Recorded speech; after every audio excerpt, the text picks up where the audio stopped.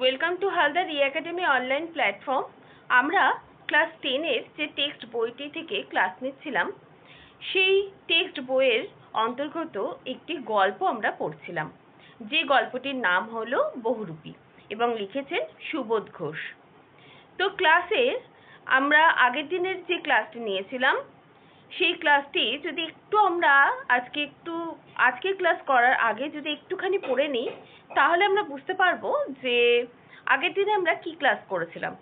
তো আগের দিনে আমরা দেখতে পেয়েছিলাম যে হরিদা সে তো বিভিন্ন সাজ সাজেন এবং সাজতে সাজতে আমরা দেখতে পেয়েছি যে যখন রাস্তার মোড়ের দোকানগুলোতে আলো কেবল জ্বলে উঠেছে, তখন হরিদা সুন্দরভাবে সেজে পায়ে ঘুঙুর পরে যাচ্ছেন রাস্তার মধ্যে দিয়ে এবং সবাই তাকাচ্ছেন তার দিকে। এবং এই সাজতেই আমরা দেখতে পেলাম যে একবার হরিদা কি সেজেছে না, বাইজির সাজ সেজেছে এবং সেজে এত তাকে অপরূপ সুন্দরী লাগছে যে সেই বাইজির সাজ সেজে তার ইনকামটাও অনেক বেশি হয়, রোজগারটাও অনেক বেশি হয়। সে 8 আনা 10 পয়সা ইনকাম করেন বা রোজগার করেন এবং প্রত্যেকটা দোকানে যখন তিনি যাচ্ছেন এবং ফুলের সাজির মতো একটা সাজিয়ে হাতে যেটি রয়েছে সেটা যখন রাখছে, প্রত্যেকটা দোকানদারই তার ওই মিষ্টি হাসি দেখেই তাকে পয়সা দিচ্ছে। এবং এরকমই বিভিন্ন সাজ, বিভিন্ন রূপের আমরা দর্শন পাই হরিদার বহুরূপী সাজের মাধ্যমে। কিন্তু কেউই বিশ্বাস করতে চায় না, যারা শহরে নতুন তারা তো বিশ্বাসই করতে চায় না যে এটা একটা বহুরূপী সাজ। আদৌ সবাই ভাবে যে তিনি হয়তো এতটাই সুন্দরী। আমরা এরপর দেখতে পেয়েছি যে হরিদা বাউল সাজ সেজেছে, কাপালিকের সাজ সেজেছে বা ছদ্মবেশ ধারণ করেছে এবং এরকমই দেখতে দেখতে আমরা দেখতে পাবো যে হরিদা কোট প্যান্ট, প্যান্টালুন, ফিরিঙ্গি সাহেবের সাজ সেজেছে এবং তারপর যে সাজটা সেজেছে সেটা কেউই ধরতে পারেনি।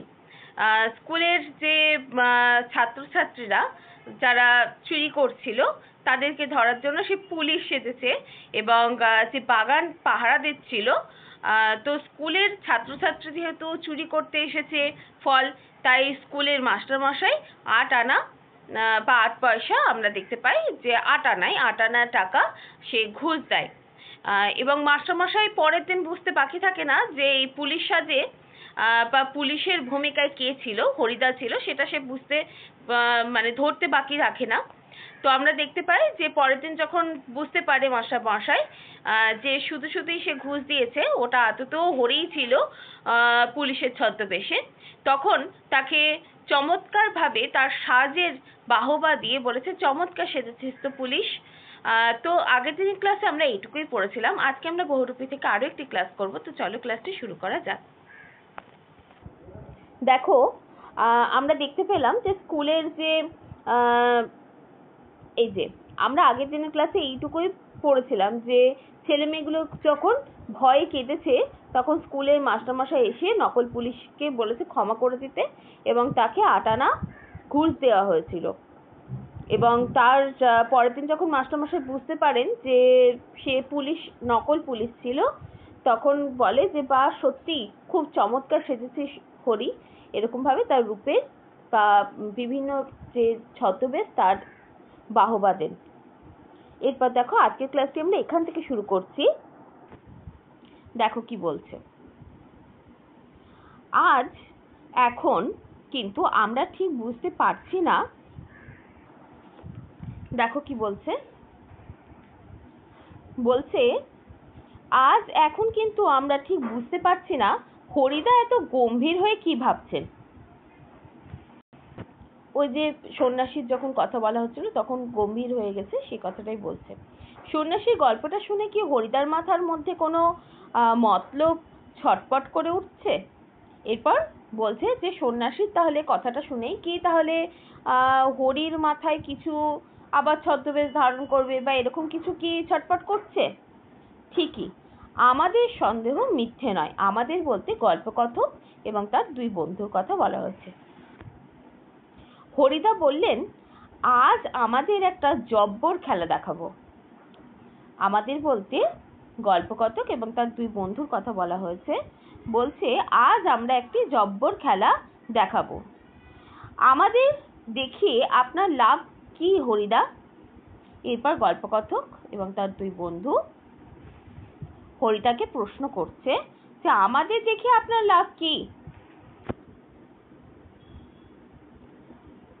তাই বলছে হরিদাকে যে আমাদেরকে দেখে আপনার লাভটা কি হবে? আমাদের কাছ থেকে একটা সিগারেটের চেয়ে বেশি কিছু তো পাবেন না। এবার বলছে যে আপনি যে এত টাকা রোজগার করেন বহুরূপী সেজে, কিন্তু আমাদের কাছে একটা সিগারেটের বাইরে তো আর কিছু পাবেন না, তাহলে আমাদেরকে দেখিয়ে লাভটা কি? হরিদা বলে না, ঠিক, তোমাদের দেখাবো না। আমি বলছি তোমরা সেখানে থেকো, তাহলেই দেখতে পাবে। কোথায়? তখন গল্পকথক এবং তার বন্ধু প্রশ্ন করছেন কোথায় থাকবো? হরিদা তখন বলে আজ সন্ধ্যায় জগদীশ বাবুর বাড়িতে, যার বাড়িতে সন্ন্যাসী এসেছিলেন এবং তিনি যিনি হিমালয়ে থাকতেন, আমরা গল্পের শুরুতেই পড়েছিলাম, তিনি বছরে একটা বারই খাবার খান, তাও আবার একটা হরিদুকি। তো সেই জগদীশ বাবুর বাড়িতে যিনি একটা পাদুকা দেন, সেই পাদুকার বোলটা কিরকম থাকে, সোনা দিয়ে বাঁধানো, এবং একটা টাকাও দেন, সেটাও আমরা দেখতে পাই। তারপর দেখো কি বলছে, সেই জগদীশ বাবুর বাড়িতে হরিদা যাবেন এবং কিছু জব্বর খেলা দেখাবেন। সেই খেলাটা দেখবার জন্যই গল্পকথক এবং তার দুই বন্ধুকে থাকতে বলেছেন। কে থাকতে বলেছেন? না, হরিদা। হঠাৎ জগদীশ বাবুর বাড়িতে খেলা দেখানোর জন্য আপনার এত উৎসাহ জেগে উঠল কেন? তখন গল্পকথক এবং তার দুই বন্ধু প্রশ্ন করে হঠাৎ জগদীশ বাবুর বাড়িতে খেলা দেখাবার জন্য আপনার এত উৎসাহ জেগে উঠল কেন? হরিদা হাসেন। মোটা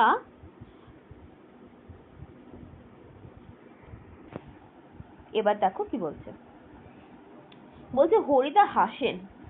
কথা শুনে হরিদা হাসছেন এবং বলছেন যে মোটা মতন কিছু আদায় করে নেব। বুঝতেই তো পারছো, পুরো দিনটা রূপ ধরে ঘুরে বেরিয়েও 2-3 টাকার বেশি হয় না, অর্থাৎ উপার্জন হয় না। কিন্তু জগদীশ বাবু তিনি যেহেতু ওই সন্ন্যাসীকে একটা টাকা দিয়েছেন, আবার সোনার বেল্ট বাঁধানো একটা পাদুকা দিয়েছেন, তো বলছেন ওই মোটা মতন কিছু উপার্জন করবো বলেই জগদীশ বাবুর বাড়িতে যাব, তাই সেটা দেখার জন্য তোমরা উপস্থিত থেকো। এরপর দেখো কি বলছে, একবার বাইজি সেজে অবশ্যই কিছু বেশি পাওয়া গিয়েছিল। বলছি এমনি রূপ ধরলে তো কেউই সেভাবে দেয় না, তবে বাইজির যেদিন রূপ ধরেছিলাম, অর্থাৎ বহুরূপীর যে সাজ সেজেছিলাম, সেদিন আমার কিছু উপার্জন হয়েছিল। কিন্তু তাতেই বা কি হবে? কিন্তু ওইটুকু একদিনের উপার্জনে কি বা হবে? এবার গল্পকথক এবং তার দুই বন্ধু বলছে ঠিক বলেছেন হরিদা, সপ্তাহে বড়জোর একটা দিন বহুরূপী সেজে পথে বের হন হরিদা, কিন্তু তাতেও 7 দিনের পেট চালাবার মতো রোজগার হয় না। মানে একটা দিনই বেরোন তিনি সপ্তাহে, কিন্তু এমন ইনকাম করেন বা উপার্জন করেন সেটা 7 দিন চলবার মতো নয়। হরিদা বলছেন এবার যে না, এবার আর কাঙালের মতো হাত পেতে বকশেষ নেওয়া নয়, এবার মারি তো হাতি, লুঠি তো ভান্ডার, মানে একটা প্রবাদ। বলছে এমন মার দেব সেটা হাতির মতো, এবং লুণ্ঠন করব কি না, ভান্ডার যেমন লুণ্ঠন করে সেরকম একেবারেই যা ঝেলে নেব তাতে আমার সারা বছর চলে যাবে। বলছে এমন কিছু আমি সঞ্চয় করব যাতে আমার সারা বছর চলে যায়, এরকম ভাবেই সঞ্চয় করব। এবার হরিদা দেখা যাক যে জগদীশ বাবুর বাড়িতে গিয়ে তিনি কি করেন। কিন্তু সে কি করে সম্ভব? এবার গল্পকথক এবং তার দুই বন্ধু প্রশ্ন করছে হরিদাকে যে সেটা আবার কিভাবে সম্ভব? জগদীশবাবু ধনী মানুষ বটেন, কিন্তু বেশ কৃপণ মানুষ। বলছে ধনী বাবু, ধনী, জগদীশবাবু ধনী মানে তার বেশ অর্থ আছে, কিন্তু কৃপণ মানে হচ্ছে, কৃপণ মানে কি? কৃপণ মানে হচ্ছে সে পয়সা কি করতে চায় না, সে খুব একটা খরচ করতে পারে না, খরচ করতে পারে না।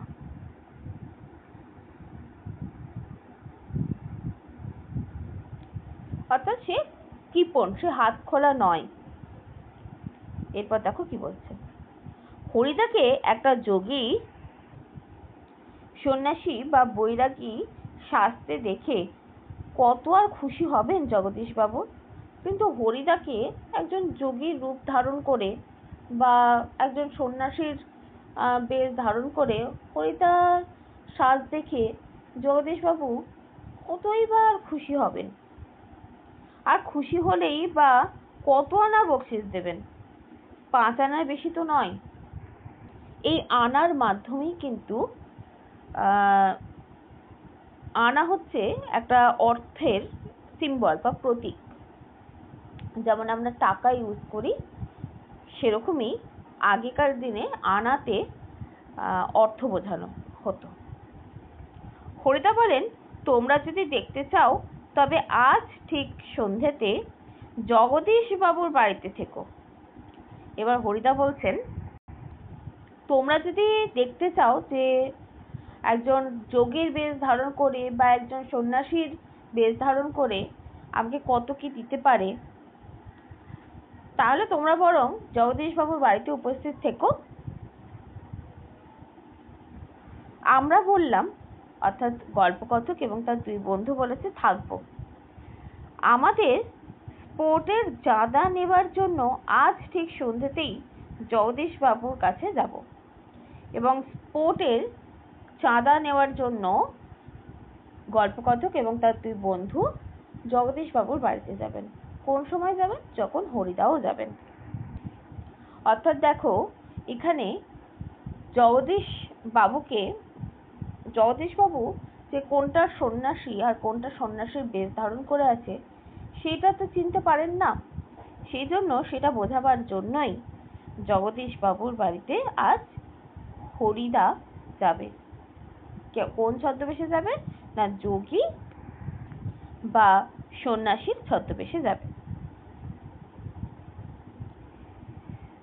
কিন্তু গল্পকথক এবং তার 2 বন্ধুর একটাই চিন্তা, যে জগদীশবাবুর তো টাকা পয়সা আছে ঠিকই, কিন্তু সে বড়ই কৃপণ মানুষ, সে কিপ্টে, তার হাত দিয়ে টাকা খুব সহজে বেরোয় না। কিন্তু তাতেই বা কি? হরিদা বলছেন যে এমন কিছু মারবো, আগে কি হতো, বেশ ধারণ করতো, বহুরূপীর বেশ ধারণ করতো নানা রকম, এবং সবার কাছে গিয়ে টাকা পয়সা চাইতো। কিন্তু হরিদা বলছেন এবার জগদীশবাবুর বাড়ি থেকে এমন কিছু কাজ করব যাতে করে তার সারাটা বছর চলে যায়। কিন্তু গল্পকথক এবং তার 2 বন্ধুর একটাই চিন্তা, যে এরকম আবার হয় নাকি, অর্থাৎ সে কত টাকাই বা দিতে পারে বকশিশ, সে কত টাকাই বা দেবে? 5 আনার বেশি তো দেবে না। সে 5 আনা দিয়ে তো সারাটা বছর তো আর যাবে না। তো সেটা দেখবার জন্যই মূলত হরিদা গল্পকথক এবং তার 2 বন্ধুকে আসতে বলেন। দেখো আজকে আমরা যতটুকু অংশ পড়লাম সেখান থেকে যতটুকু শর্ট কোশ্চেন হবে সেইটুকু আমরা আগে দেখে নিই।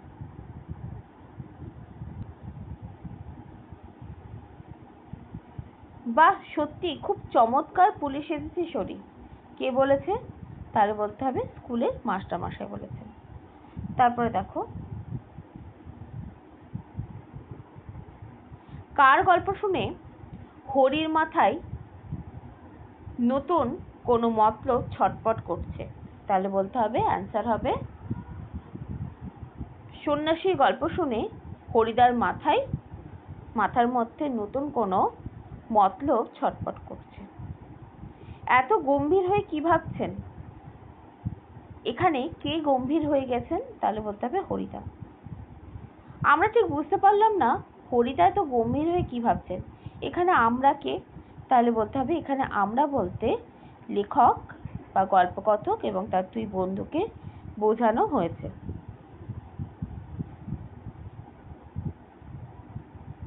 হরিদা বললেন, আজ তোমাদের একটা কেমন খেলা দেখাবো? তাহলে বলতে হবে অ্যান্সার হবে জব্বর খেলা দেখাবো। তারপর দেখো, আমাদের দেখে আপনার লাভ কি হরিদা? কে কথাটি বলেন? তাহলে বলতে হবে গল্পকথক এবং তার দুই বন্ধু এই কথা বলেন। গল্পকথক এবং তার দুই বন্ধুর কাছ থেকে হরিদা কি পেতে পারেন বলে গল্পকথক বলেছেন? তাহলে বলতে হবে যে একখানা সিগারেট পেতে পারেন। একখানা সিগারেটের চেয়ে আর বেশি কিছু তো পাবেন না, সে কথাই বলেছেন। তারপর দেখো,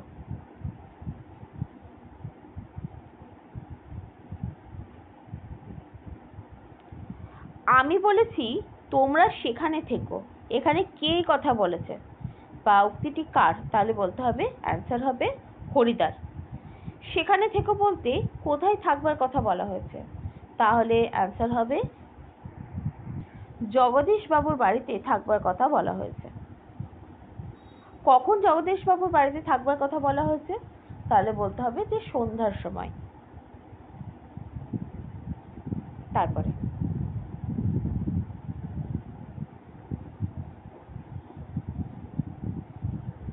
হরিদা কার মতো হাত পেতে বকশিস নেন? তাহলে বলতে হবে কাঙালের মতো। তারপরে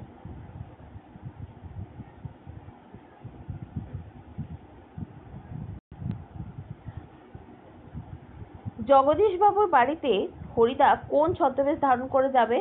তাহলে বলতে হবে যোগী বা সন্ন্যাসীর ছদ্মবেশ ধারণ করে যাবে। তারপরে কোশ্চেন, পুরো দিনটা রূপ ধরে ঘুরে বেরিয়েও কত টাকার বেশি উপার্জন হয় না? তাহলে বলতে হবে 2 থেকে 3 টাকার বেশি। তারপরে সপ্তাহে কতদিন হরিদা এই বহুরূপীর সাজ সাজেন?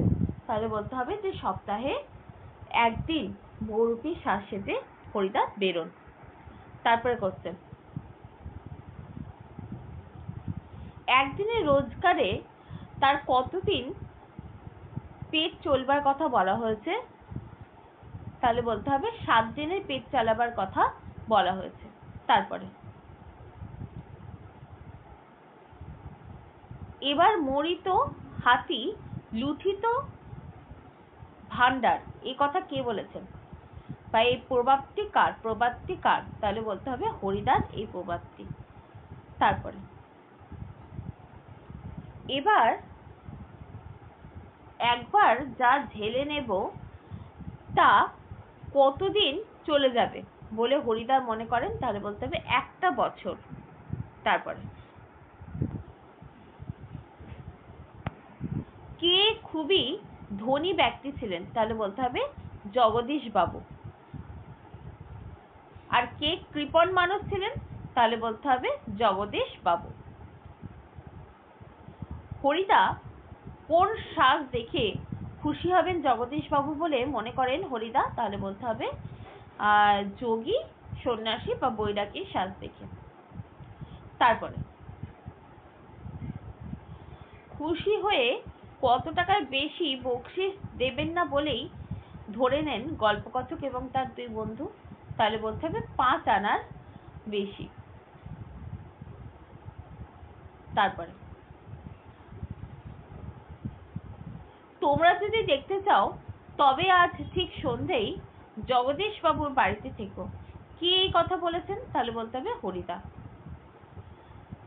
গল্পকথক এবং তার দুই বন্ধু কিসের চাঁদা নেবার জন্য সন্ধ্যের সময় জগদীশ বাবুর কাছে যাবেন বলে হরিদাকে জানিয়েছেন? তাহলে বলতে হবে স্পোর্টের চাঁদা নেবার জন্য। স্পোর্টের চাঁদা যে চাঁদা হয় সেই চাঁদা নেবার জন্যই জগদীশ বাবুর বাড়িতে যাবেন বলে হরিদাকে বলেছেন গল্পকথক এবং তার দুই বন্ধু।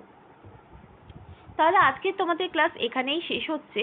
তোমাদের কোথাও অসুবিধা হলে তোমরা অবশ্যই কমেন্ট বক্সে কমেন্ট করো।